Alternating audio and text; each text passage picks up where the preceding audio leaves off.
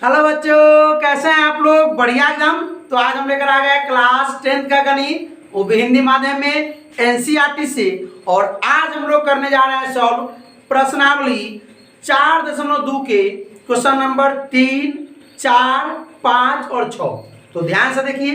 अगर इससे पहले आप लोग क्वेश्चन नंबर 1, 2 नहीं देखे हैं तो डिस्क्रिप्शन में लिंक है, जाइए झट से फट से देख के चले आइए।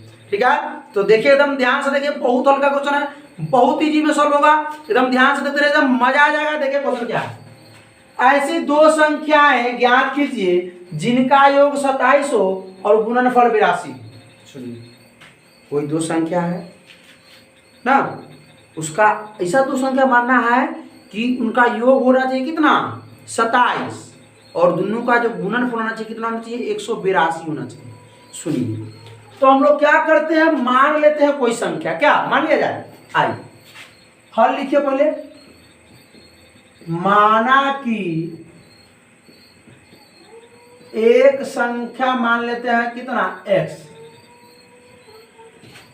तो दूसरी संख्या क्या माने कि दोनों को जोड़ने पर x को और उस संख्या को जोड़ने पर कह रहे ना कि जिनका योग 27, योग मतलब जोड़ना, योग मतलब जोड़, जिनका जोड़ 27 हो जाए। आप लोग खुद दिमाग लगाइए, सोचिए दिमाग में कि एक संख्या हमने मान लिया x, और दूसरी संख्या क्या माने कि x को और उस संख्या को जोड़ने पर 27 आ जाए। बोलिए क्या, बोलिए। और दूसरी संख्या बराबर क्या ले लिया जाए, क्या ले लिया जाए, बोलिए कितना ले कि दोनों को जोड़ देंगे तो 27 आ जाएगा। बोलिए ध्यान से, बोलिए पक्का बोलिए। हमको अंदाज से लग रहा है 27 माइनस x लिया जाए। तो हम दोनों को जोड़ेंगे, x को आज जोड़ 27 माइनस x को, x खत्म हो जाएगा, बचे कितना, 27। यानी दोनों को जोड़ देंगे तो 27 आ जाएगा। समझ में आ गया? कहीं से कोई दिक्कत हुआ, परेशानी हुआ? नहीं ना, है ना इजी क्वेश्चन। भाई दो संख्या ऐसा निकलना है ना, कराए कि दो संख्याएं ज्ञात कीजिए। वैसा दो संख्या बताइए, दोनों को जोड़ देंगे अगर तो 27 आ जाएगा, और दोनों को गुना कर देंगे ना, दोनों संख्या को गुना कर देंगे तो कितना आ जाएगा, 182। तो दोनों को जोड़ने पर 27 तो आ रहा है ना, अभी दोनों को गुना करने में कितना, 82, 182 आना चाहिए। आइए प्रश्नानुसार या प्रश्न से कि दोनों को गुना करेंगे x को और गुना करेंगे किसको, 27 माइनस x को, कितना आना चाहिए, 182। गुना करने पर आना चाहिए कि गुना करने पर इतना, जोड़ के तो हम प्रूफ कर लिए। अब दोनों को गुना करेंगे तो 182 आएगा, लिख दिए गुना करके 182। आइए सॉल्व करते हैं। x से 27 में करेंगे 27x, x से माइनस x में माइनस x स्क्वायर, अब बराबर में 182। या का चिन्ह दीजिए, या का चिन्ह दीजिएगा तभी तो मान निकलेगा x का। भाई सुनिए ध्यान से, गौर कीजिएगा। हमको इसको परे इधर ले आइए, और हमको x स्क्वायर, माइनस में x स्क्वायर है, प्लस में 27x है कि नहीं, अब माइनस में इधर प्लस में उधर को सर्व करा के माइनस में 182 बराबर 0। हम माइनस से सब में गुना करना चाह रहे हैं, ठीक है, या माइनस कॉमन लेते हैं। ये हो जाएगा x square, minus plus minus क्या हो जाएगा, 27x, माइनस माइनस प्लस हो जाएगा 182 बराबर में हो गया 0। ये माइनस गुना में भाग में कि 0 हो जाएगा, माइनस का वैल्यू नहीं है। X square minus 27x plus 182 बराबर 0। अब आइए, अब वही 4 इसीलिए बोले कि 4.2 नहीं देखे हैं, 1-2 क्वेश्चन देख के आइए। गुणनखंड विधि से एकदम हलवा कर दिए क्वेश्चन को, एकदम हलवा बना दिए। आइए तो सबसे पहले हम लोग क्या कर रहे हैं, एक्स स्क्वायर का जो कोफिशिएंट होता है, मतलब गुणांक होता है, 1 है, और अचर पद उसको गुना करते हैं। इसमें कुछ तो 1 है, 1 को 182 गुना करेंगे, तो गुना करेंगे 1 और 182 को तो आएगा 182।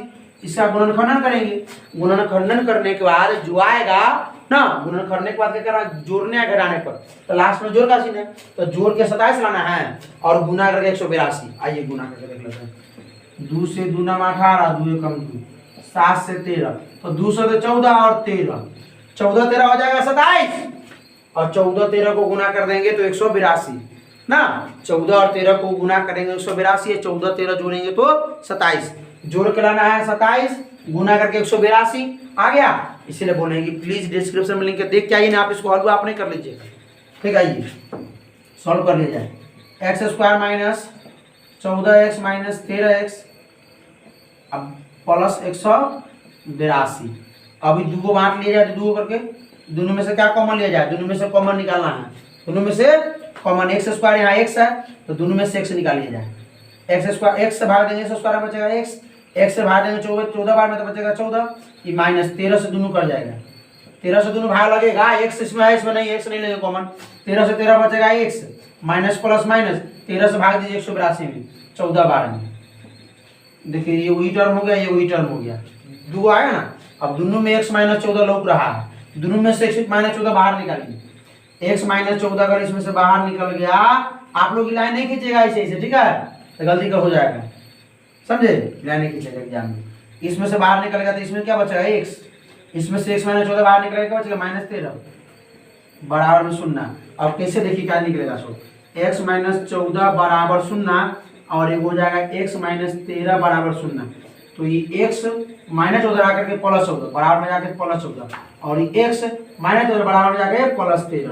अब सुनिए हमने क्या संख्या लिया था, हम अगर x का मान अगर सुनिए, अब अगर x बराबर अगर हम 13 लेते हैं तो देखिए एक संख्या क्या आ जाएगा, एक संख्या हमने क्या माना था, हमने माना x तो हो जाएगा 13, दूसरी संख्या हमने क्या माना था, दूसरी संख्या हमने क्या माना था 27 माइनस एक्स, 27 माइनस 13, 27 माइनस हमने x माना तो 27 माइनस 13 कितना हो गया 14, 13 का 14 आंसर है। अब सुनिए अगर x बराबर अगर हम 14 लेते हैं तो एक संख्या, एक पहली संख्या हमने क्या माना था x तो हो जाएगा 14, दूसरी संख्या हमने क्या माना था, दूसरी संख्या हमने क्या माना था आई x में दोनों निकला था, दोनों ले सकते हैं हम लोग, क्या माना था 27 माइनस एक्स, 27 माइनस एक्स तो 27 माइनस 14 तो कितना हो जाएगा 13, कितना हो जाएगा आ गया 13 14 13 14 13 हो ना, दोनों में कौन ले सकते हैं, आइए सवाल को सॉल्व करते हैं। कराए कि दो क्रमागत धनात्मक पूर्णांक ज्ञात कीजिए जिनके वर्गों का योग 365 है। तो दो क्रमागत, क्रमागत मतलब क्रमानुसार, एक के बाद दो, दो के बाद तीन, तीन के बाद चार, सब में एक जोड़ना पड़ रहा है, तो दो क्रमागत पूर्णांक हमको मानना पड़ेगा, ठीक है। जैसे अगर 10 है तो 10 के बाद क्या होता है 11, तो 10 में एक जोड़ दे 11, क्रमानुसार, ये जो 10 12 15 20 25 नहीं, 10 के बाद 11, 11 के बाद 12, 12 के बाद 13, 13 के बाद 14, इससे क्रमानुसार। तो मान लेते हैं दो पूर्णांक पहले, ठीक है, और दोनों के वर्ग करेंगे और वर्ग करके जोड़ देंगे तो हमें कितना मिलेगा 365। हमको दो पूर्णांक मान लेते हैं, ठीक है, और दोनों पूर्णांक का हम वर्ग करेंगे, वर्ग तो आता होगा, वर्ग कर देंगे, स्क्वायर कर देंगे और उसके बाद दोनों को जोड़ देंगे और जोड़ने पर बराबर में क्या लिखेंगे हम लोग 365। आइए हल करते हैं। हल माना कि एक लिखिए या पॉली लिखिए, पॉली लिखते, चलिए पॉली पूर्णांक क्या मान लें, x मान लेते हैं, तो दूसरा क्या हो जाएगा, इससे अगला क्या होगा x जोड़ 1, तो दूसरी पूर्णांक या दूसरा पूर्णांक लिखिए x जोड़ 1। अरे भाई कैसे लिखे, क्योंकि हम कह रहे हैं कि अब क्रमागत कह रहा है तो हम x माने हैं तो x प्लस 1 मानना पड़ेगा, और यहाँ 2x मानते 2x प्लस 1 मानना पड़ता है, यहाँ 10x मानते 10x प्लस 1 मानना पड़ता है, क्योंकि एक के नाम बढ़ा रहे हैं, एक में एक बढ़ा देते, दो में एक बढ़ा देते, तीन, तो क्रमागत मानना है, एक एक बढ़ाना है हमको, समझ में आ गया, कोई दिक्कत, बढ़िया से आइए। अब प्रश्नानुसार या प्रश्न से लिख सकते हैं, कराए कि दोनों का हम वर्ग करेंगे और वर्ग करके जोड़ देंगे तो हमको कितना मिलेगा 365। ये दोनों का वर्ग करेंगे तो x का हम वर्ग कर दिए और x प्लस 1 का वर्ग कर दिए और दोनों को जोड़ देंगे तब वो कितना मिल जाएगा 365। कितना आसान था बताइए, x का स्क्वायर कर दिए या x प्लस 1 का स्क्वायर कर दिए, कितना हमको मिल गया 365 मिल गया ना, यही ना सवाल में 365। चलिए अब सुनिए, आइए x का स्क्वायर करेंगे तो हो जाएगा x स्क्वायर, जोड़, सुनिए ध्यान से गौर से सुनिएगा, x का अगर स्क्वायर करते हैं एक, देखिए a प्लस बी का होल स्क्वायर बनेगा सवाल में, a प्लस बी का, क्योंकि x में एक नहीं जुटेगा इसलिए हम को मानेंगे a, और मान लीजिए भाई सुनिए ना, यहाँ x है यहाँ 2x रहता था, 1 2 3 हो जाता, हम स्क्वायर क्यों करते हैं, फॉर्मूला क्यों माना, क्योंकि अगर है नहीं जुट रहा है, नहीं घट रहा है तो एक फॉर्मूला लगाया जाए, ठीक है, उसका हल निकाला जाए, वहां पे अधूरा नहीं छोड़ा जाए, ठीक है। अगर यहाँ पर x है यहाँ 2x होता तो आराम से, जैसे यहाँ 1 है यहाँ 2 रहता तो 1 2 3 3 का स्क्वायर 9 क्या, लेकिन यहाँ पर x है यहाँ 1 नहीं जुट सकता, इसलिए हम इसको ए मानेंगे, इसको बी मानेंगे। ए जोड़ बी का होल स्क्वायर क्या होता है? A square plus 2ab plus B square. तो ए स्क्वायर तक एक्स का स्क्वायर प्लस 2ab, तो 2 गुना ए के मान x और गुना बी के मान 1 और जो बी स्क्वायर था 1 का स्क्वायर बराबर में 365। आई एक्स स्क्वायर या कहते हैं आई जोड़ ये एक्स का स्क्वायर एक्स स्क्वायर जोड़ 2 से x में करेंगे तो हो जाएगा 2x, आई प्लस में हो जाएगा 1 और बराबर में हो जाएगा 365, है ना? हो और x square plus x square 2x हम 2x आई 1 का 1 और 365। एक्स स्क्वायर जाती कहा तो हो जाएगा 2x स्क्वायर और प्लस में 2x प्लस में 1 ये बराबर के बाद कर ले आए, पहले आ जाएगा 365 माइनस में हो जाएगा, ये हो जाएगा 2x स्क्वायर जोड़ में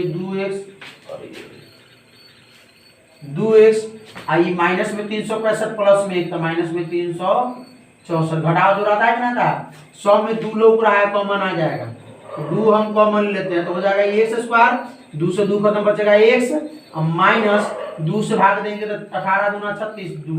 और सवाल तो हमको लग रहा है कि यहीं पर आकर के बैठ गया रे। 182 है लेकिन इसमें घटाने पर आएगा ना, उसमें जोड़ने पर था। 2 गुना में धरा के भाग में हो जाएगा तो 0 हो जाएगा।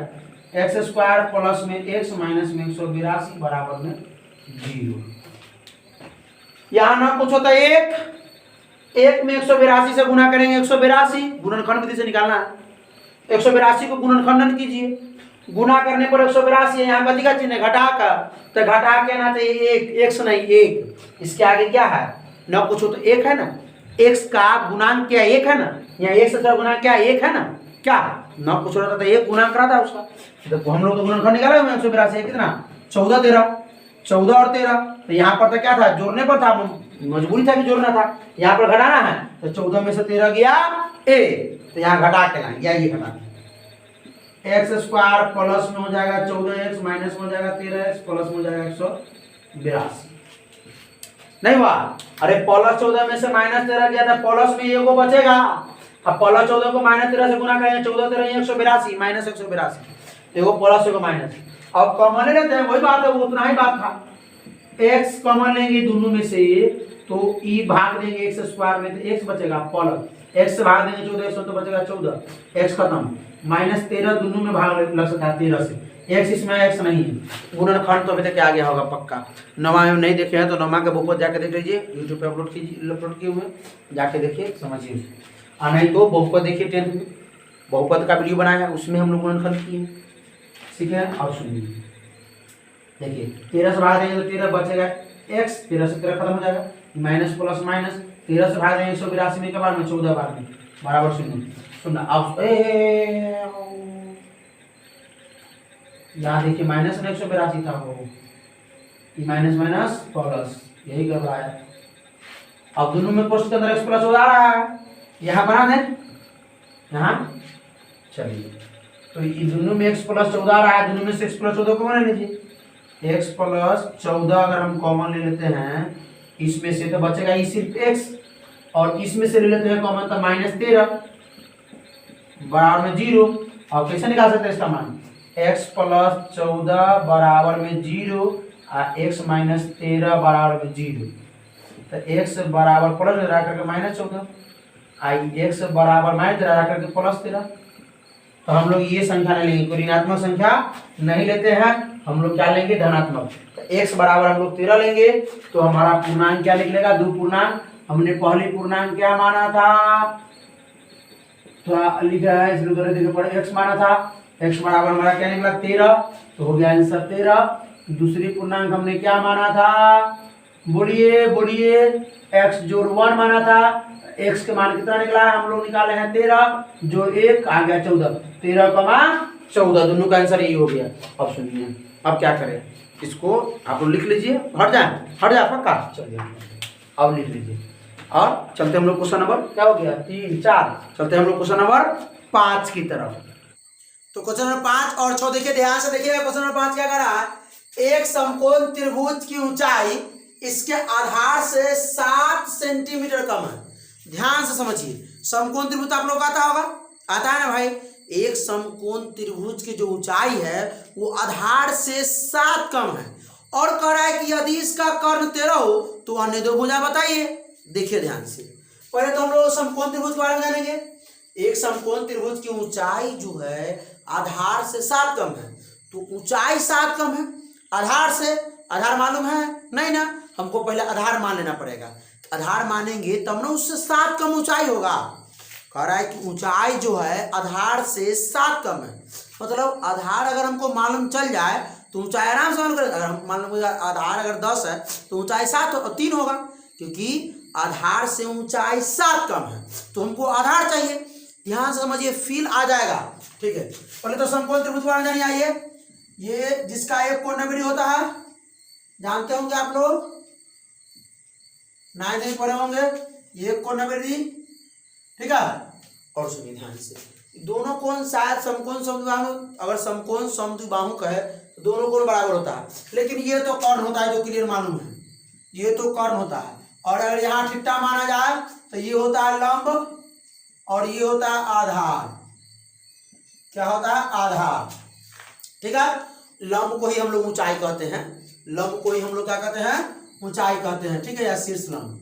ठीक है, ऊंचाई, ऊंचाई। चलिए, कोई दिक्कत? आधार दिया हुआ है इसमें, ऊंचाई आधार हो गया, कर्ण भी हो गया, समझ में आ गया? देखिए सीढ़ी की तरह रहेगा वो कर्ण, सीधा रहेगा ऊंचाई, थीटा को गोली मार दीजिए अभी। ठीक है, और जो जमीन में रहेगा वो आधार।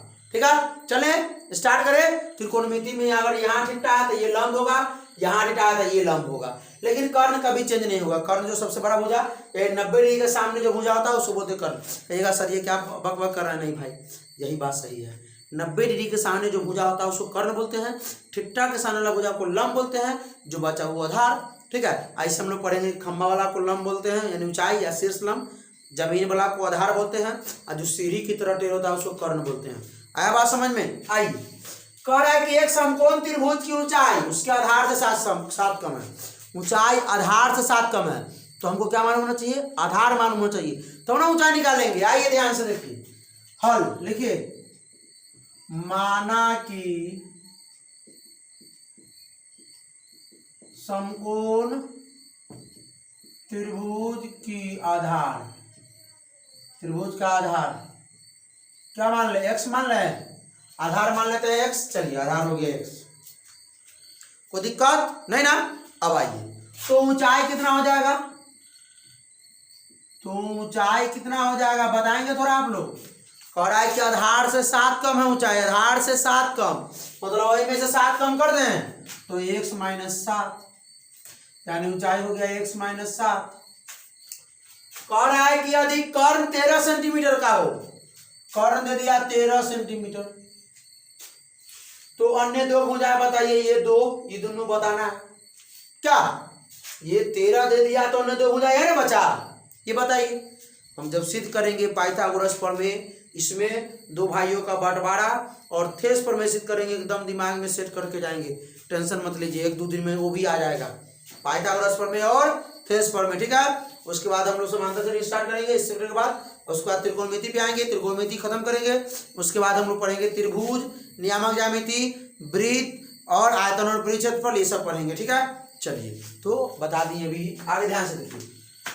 तो हम लोग प्रश्न से चलते हैं। आइए, हम लोग क्या कर सकते हैं, सो देखिए, हम लोग पाइथागोरस प्रमेय यूज किया जाए, करें, पाइथागोरस प्रमेय यूज कर सकते हैं। आइए, पाइथागोरस प्रमेय से, पाइथागोरस प्रमेय कहा था कि जो बाप जो होगा ना उसका स्क्वायर करने पर, और बेटा दो वो है उसका स्क्वायर करने पर, दोनों को जोड़ देंगे, ठीक है, तो बाप के स्क्वायर के बराबर हो जाएगा। मतलब ये बाप है और ये दोनों बेटा है, यही बंटवारा चलेगा। ठीक है, इसी के जमीन में 2 भाग में लगेगा, एक ये बेटा रखेगा, ये एक बेटा रखेगा, ये चलेगा पाइथागोरस में, टेंशन मत लीजिए, प्रमेय को जब हम प्रूफ करेंगे तब। तो आइए, तो कहा था कि कर्ण का जो स्क्वायर होगा ना, वो जो बड़ा भुजा का स्क्वायर होगा वो छोटी भुजा के स्क्वायर के वर्गों के योग के बराबर होगा। ठीक है, छोटी भुजा के वर्गों के योग के बराबर होगा। तो आइए हम लोग जानते हैं कि कर्ण का जो स्क्वायर है वो किसके लंब के स्क्वायर से जोड़ आधार के स्क्वायर के बराबर है ना। कर्ण का स्क्वायर लंब स्क्वायर जोड़ आधार के स्क्वायर के बराबर है। करें आइए, और ये भी होता है फॉर्मूला, ये स्क्वायर को बराबर के बाद लेते स्क्वायर ना रहेगा, यहाँ रूट में चलाएगा। क्या कर्ण कितना है 13। समय तो लगता है मेरे वीडियो में, लेकिन पूरा कॉन्सेप्ट देखे जाते हैं कि नहीं जाते हैं बताइए कमेंट करके यस। चलिए लंब क्या है भाई, लंब इसी को मानेंगे सीधा वाला को, तो x माइनस 7 इसका स्क्वायर जोड़ आधार कितना है x इसका स्क्वायर। सॉल्व किया जाए, x का मान निकाला जाए, आप लोग कर लीजिएगा, स्क्रीनशॉट लेको पहले सॉल्व कीजिए फिर देखिएगा। कीजिए सॉल्व, नहीं करेंगे कीजिए सॉल्व कीजिए। चलिए 13 का स्क्वायर कितना होता है सो बताएंगे 169। x माइनस 7, x माइनस 7 घटेगा नहीं घटेगा। a माइनस बी का स्क्वायर आता है कि नहीं आता, नहीं आता होगा बहुत को। चलिए a स्क्वायर माइनस में 2ab, 2 गुने a के मान x गुने b के मान 7 और प्लस b स्क्वायर तो 7 का स्क्वायर और प्लस में x स्क्वायर, x का स्क्वायर। अरे भाई a square minus 2ab plus b square नहीं हुआ 169, ये हो गया कहा हिला तुमसे जरूर। x स्क्वायर माइनस 2 सते यहाँ से यहाँ गुना करेंगे 14x और प्लस 7 सते 49 और plus x square.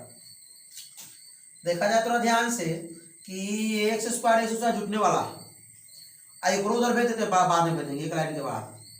x square क्या हो जाएगा 2x स्क्वायर माइनस में 14x प्लस में 49। अब इसको तो उस तरफ लेके चलते हैं, 2x स्क्वायर माइनस में 14x प्लस में 49 प्लस में इधर करके माइनस में 169 बराबर में 0। तो 2x स्क्वायर माइनस में 14x, अब 169 में से 49 गया, 169 में से 49 2 9 129, 9 में से 9 गया 0, 6 में से 4 गया 2 1 120 और दोनों में से बड़ा कौन है 169 के आगे माइनस है, माइनस हो गया बराबर में 0।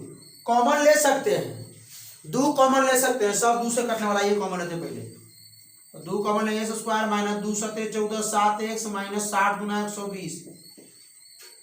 सही बन रहा है क्या, बन रहा है सही।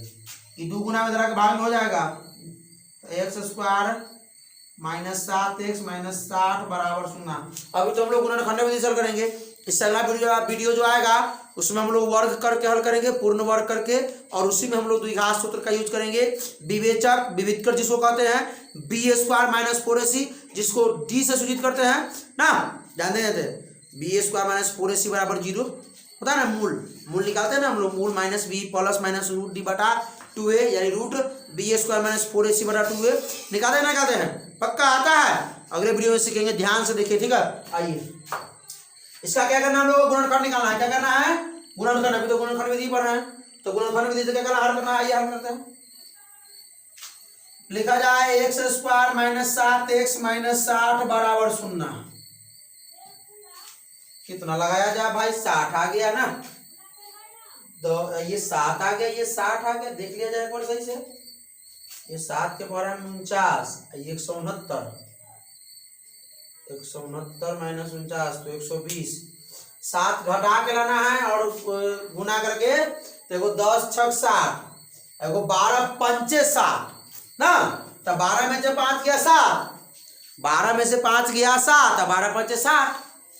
बताए थे ना गुणनखंड विधि कैसे बताए थे कि यहाँ ना कुछ तो एक है, एक और एक से स्क्वायर के गुणांक को और अचर पद को गुना कर दीजिए, एक 60 गुना करेंगे हो जाएगा 60, हुआ कि नहीं हुआ 60। 60 को इस प्रकार गुणनखंडन कीजिए कि गुना करने पर 60 आ जाए, घटाव का चिन्ह ना है तो घटा करके 7 आ जाता है। 12 पंजे 60 और 12 में से 5 गया, 12 पंजे 60 और 12 में से 5 गया 7। आइए एक्स स्क्वायर माइनस में 12x प्लस में 5x माइनस में 60 बराबर 0।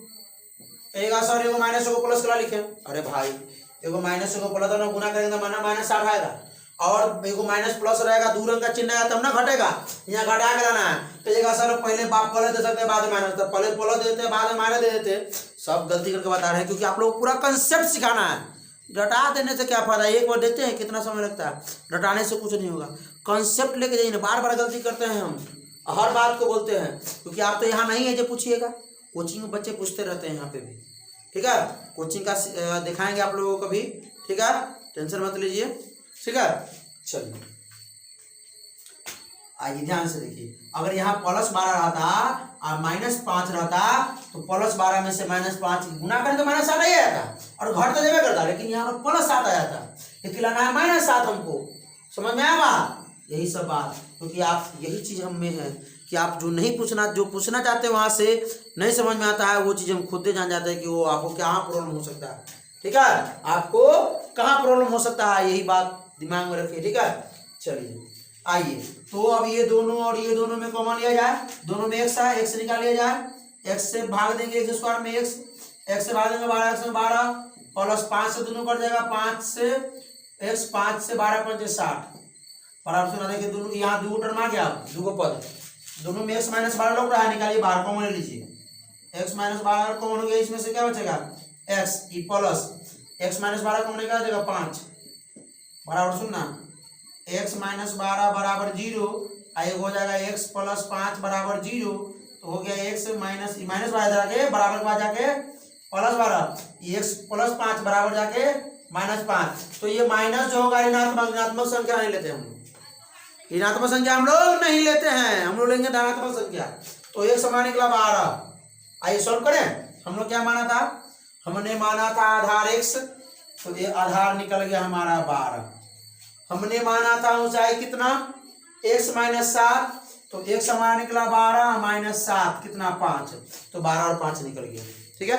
आधार हो गया 12, ऊंचाई हो गया 5, लिख लें, अलग नीचे जगह लिख देते हैं।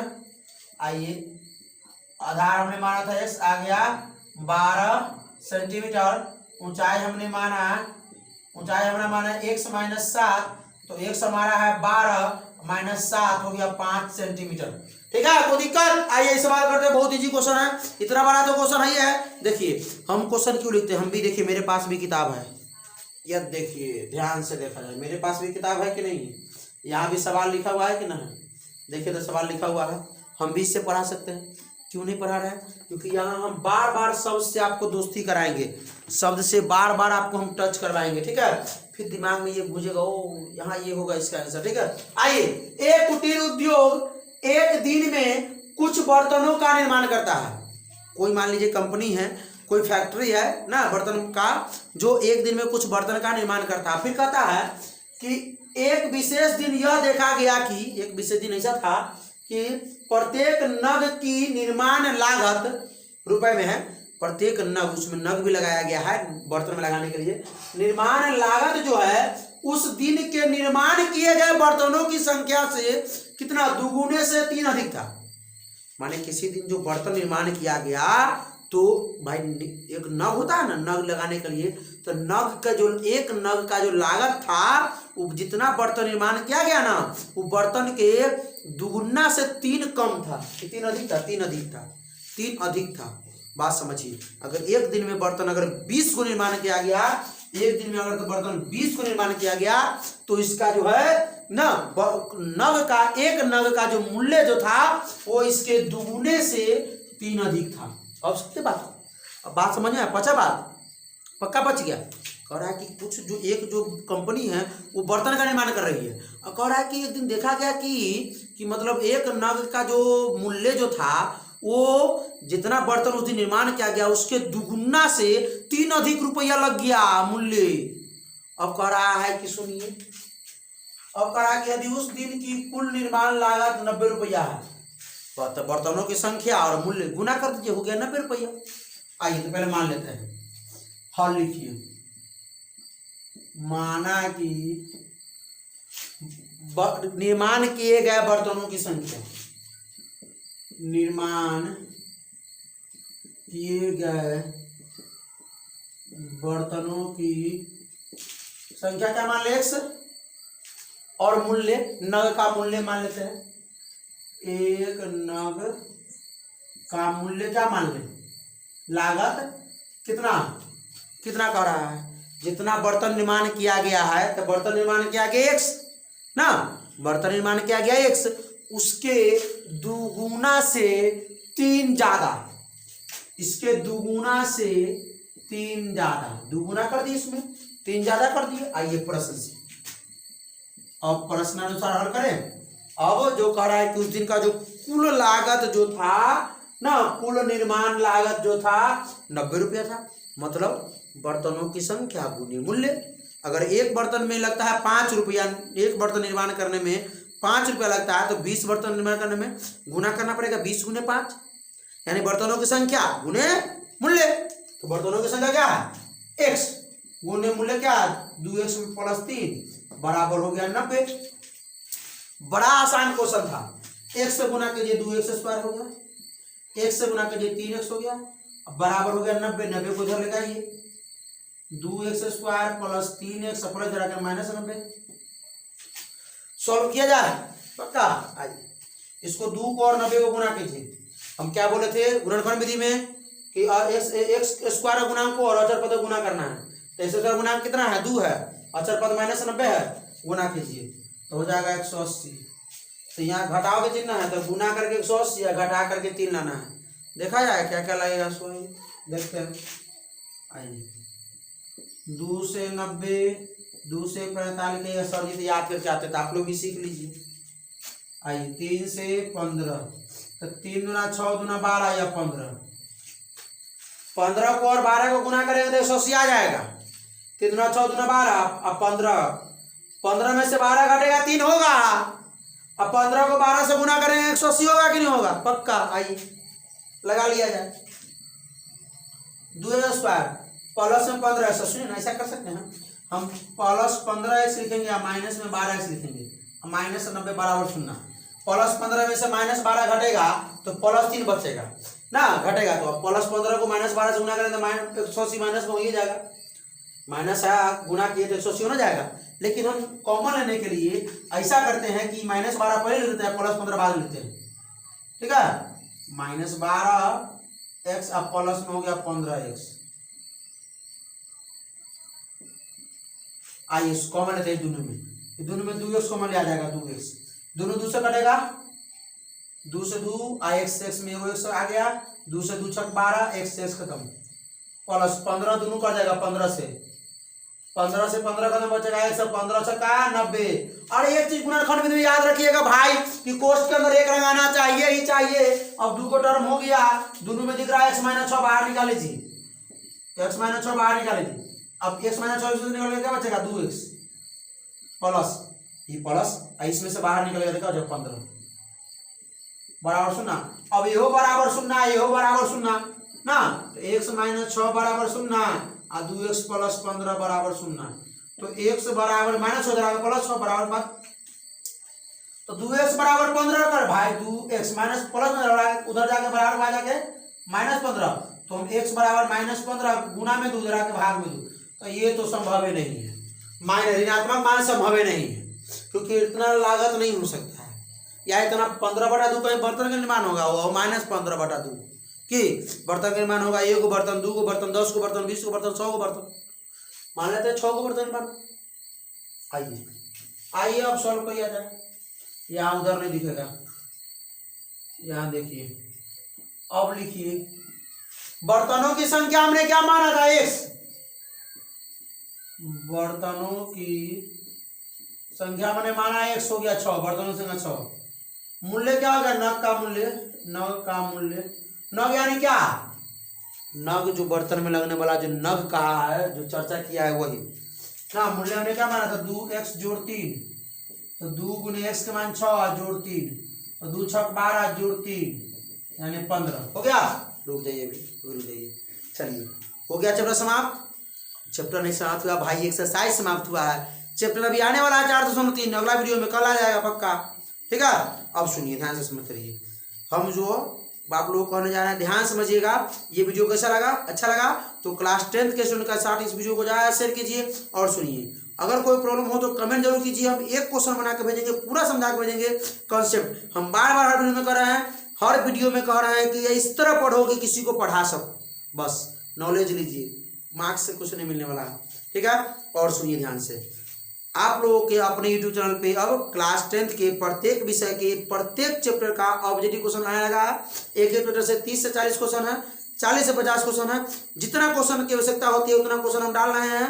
ठीक है, और वो क्वेश्चन जो प्रीवियस जो जितने एग्जाम में पूछे गए वो है, कंसेप्ट वाइज है, टॉपिक वाइज, हर एक किताब के ब्रिलियंट बुक से, भारतीय बुक से, एनसीईआरटी बुक से ना, आलोक के बुक से, स्टूडेंट फ्रेंड्स जिसको बोलते हैं केसी सिन्हा, उस बुक से है। मैथ के 5 से 6 चैप्टर खत्म हो चुके हैं, अभी तक के ऑब्जेक्टिव बन चुके हैं। हिंदी संस्कृत 3 चैप्टर बन चुके हैं, भौतिकी 3 चैप्टर बन चुका है, रसायन शास्त्र 3 चैप्टर बन चुका है, इतिहास भूगोल बन चुका है। आप लोग जाके देखिए, विजिट कीजिए, प्लेलिस्ट में जाइए, लिखा हुआ है गणित ऑब्जेक्टिव ना, भौतिकी ऑब्जेक्टिव, जो भी अभी देखना है प्रत्येक विषय का देखिए। अभी अगस्त समाप्त होने वाला है, आप लोगों को नवंबर तक के हम पूरा विषय के प्रत्येक चैप्टर का ऑब्जेक्टिव देंगे, ठीक है, पूरा एक एक ऑब्जेक्टिव, और उसके बाद हम लोग सेट का बनाएंगे और सब्जेक्टिव का भी तैयारी करेंगे, ठीक है। तब तक बहुत बातें हो गई, ठीक है। पढ़ाई करते रहिए, मस्त रहिए, ऑल द वेरी बेस्ट।